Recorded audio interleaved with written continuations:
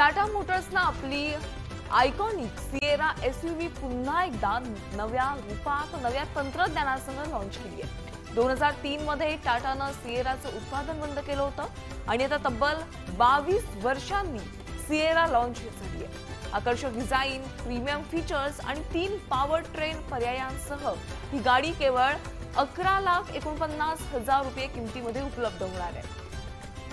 16 December पासून Tata सिएराची booking सुरू होणार आहे।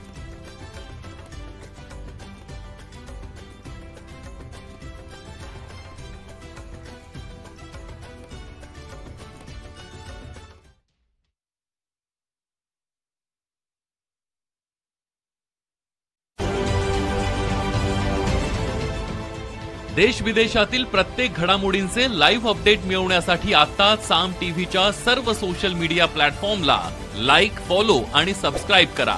तसंच सर्व नोटिफिकेशनसाठी बेल आयकॉन प्रेस करायला विसरू नका।